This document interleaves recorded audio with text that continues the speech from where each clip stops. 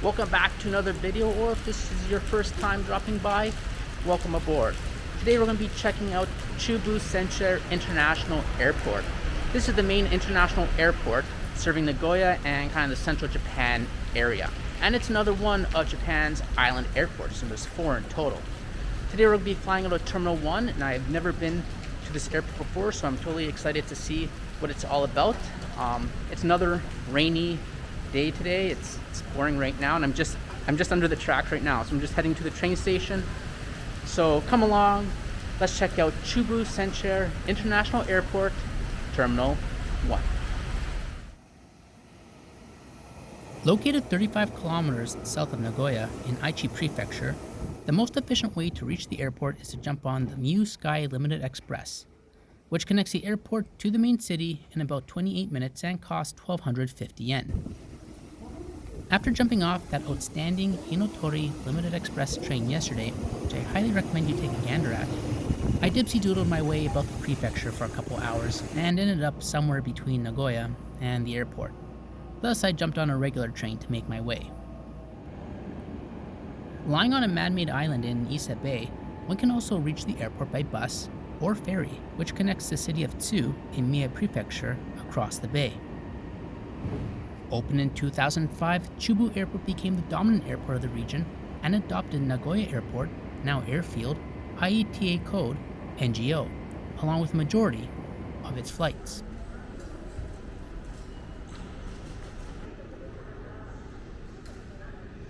Outside of the station, you're greeted with a lovely, large, bright atrium, which was dotted with only a handful of travelers at this time.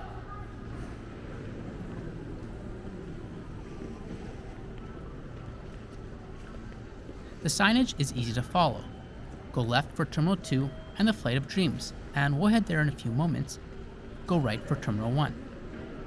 Terminal 1 is used, more or less, by the mainline carriers and my stop for today, while Terminal 2 is used for budget airlines. But it's always good to double check your terminal, as things can change rather quickly in today's world.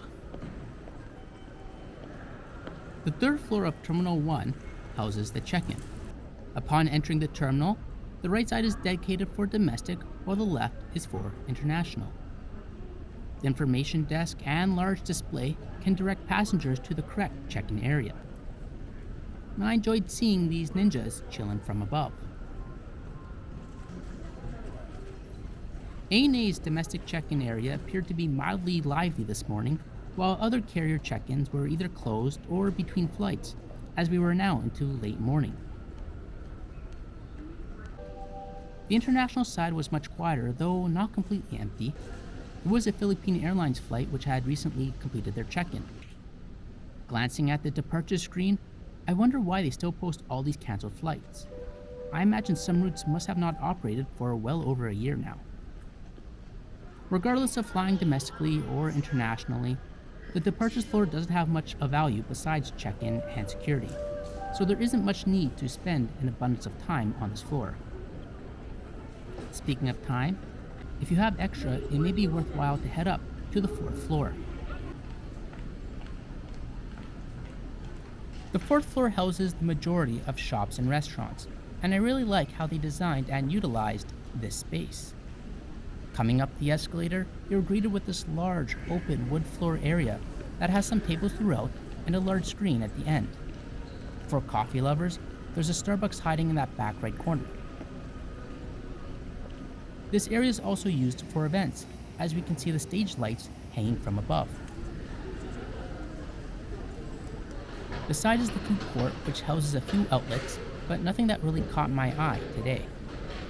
The left side of the floor is designed as a European town, named Reikandori, or Brick Road. The floor has around 100 shops and restaurants, but as we can see, many are closed for the time being or shut down permanently due to the drop in air travel. But happily, some are still around, such as this conveyor belt sushi or this mouth-watering pork katsu shop.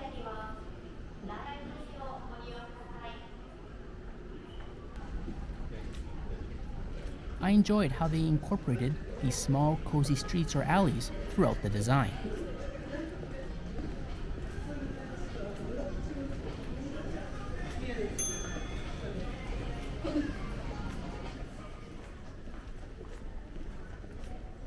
cross a large area and we enter Chochin-yokucho, or Lantern Town.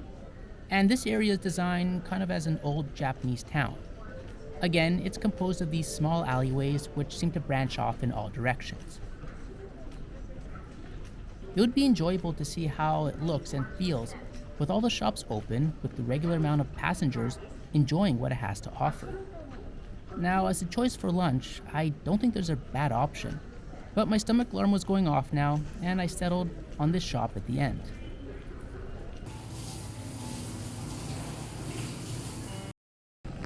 All right, so check it out. One of the Dreamlifters are here. I've never seen one in real life ever before. I'm gonna flip it around. It's just sitting right there on the tarmac. Let's zoom in. Enhance. This is one of the few airports where parts of the Dreamliner are brought in, whatever the Japanese make for it, and they're brought here and then they're shipped to the assembly plant. So this is the one airport in Japan where the Dreamlifter comes. So that's pretty cool to see it right over there. Wow.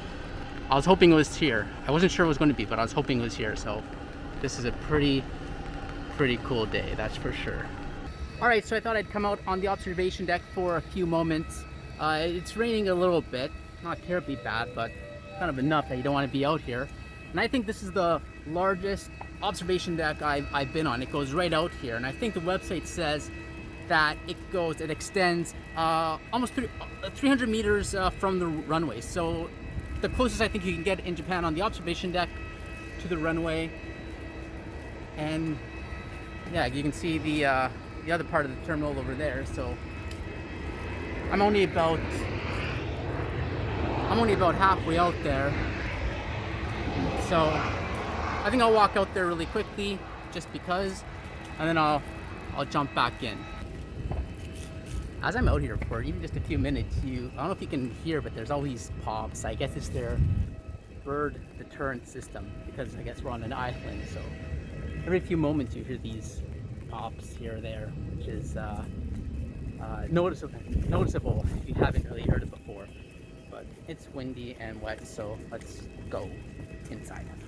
So this is under the observation deck down the center, and I thought there'd be something here. I just came inside because it was raining.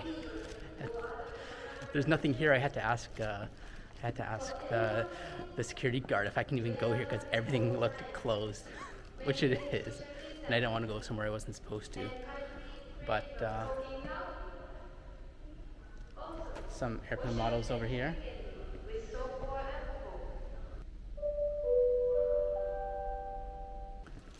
Yeah, I guess before there used to be shops and this part would be open, but not right now, that's for sure.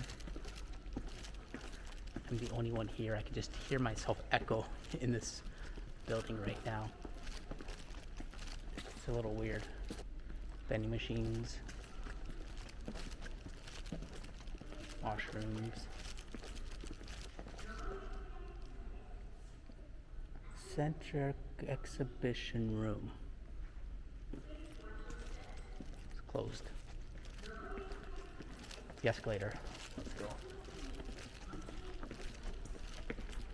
Looks like a nice place if it's all lively.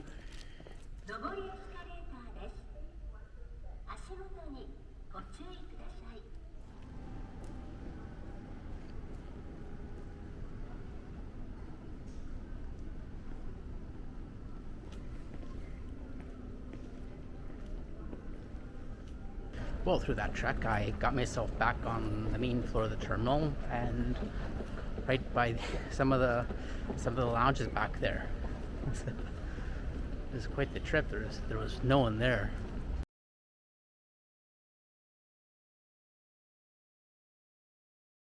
Finding myself back on the check-in floor, and with some time to spare, let's go ahead and check out that Flight of Dreams.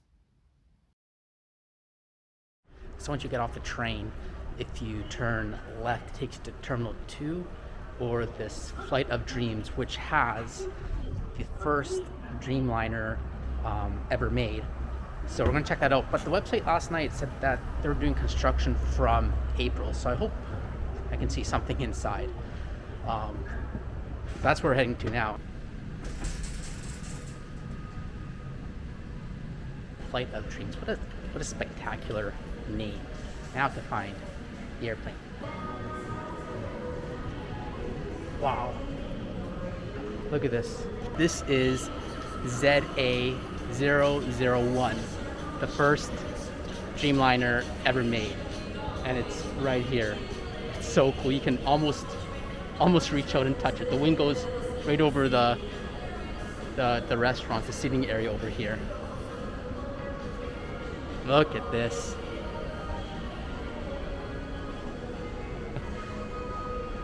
The wing's right here. Wow, no way. That's super cool. All right, so the sign's here, and they're doing a renewal of, I guess, the inside, so we can't actually go on the plane, but that's not a problem here. And then on the first floor is the Boeing store, and I believe this is the first Boeing store outside of America. And I haven't been to America for a long time, or a Boeing store in America, so I guess this is the first time I'm going inside a Boeing store.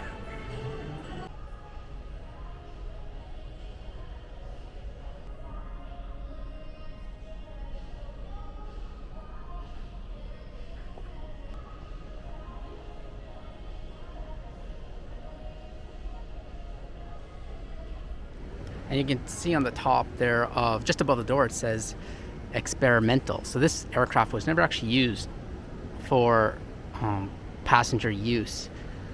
ANA was the first company to buy the Dreamliner. I believe they got either ZA002 or ZA003 for the first commercial use aircraft.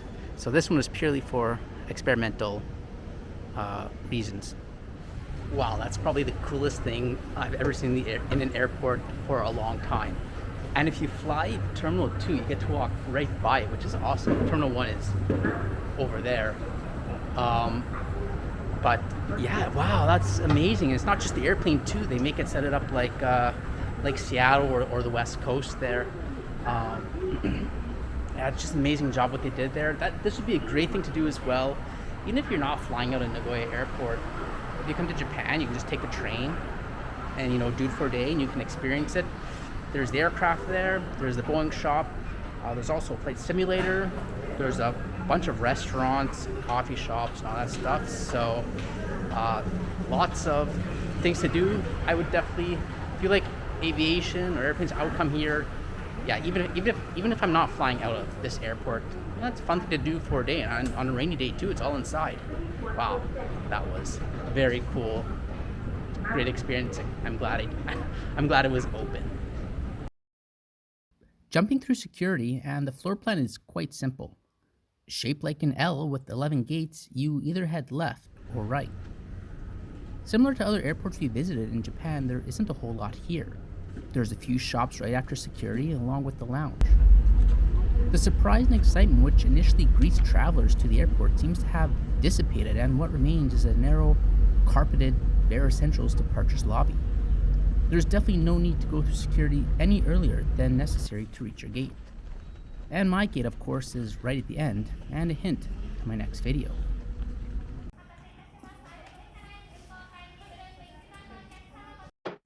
Overall, I was very, very impressed with NGO. I think it's kind of a hidden gem in the world of airports. There's plenty to see and do, and the airport is a destination in itself. In addition to what we saw and experienced today, there are Segway tours of the airport, and there's also a hot spring onsen where you can soak in a bath and watch planes come and go. Again, it would be an enjoyable place to visit, especially on a rainy or less than ideal day. For travelers, the airport is constructed so you can take your time, but also offers a quick path for those running short on time. Anyway, I think I'll leave it there. I hope you enjoyed coming along on this little longer extended look at Chubu Centrair International Airport. Let us know your thought or your favorite part of the airport. Thanks for watching, and I'll see you around next time.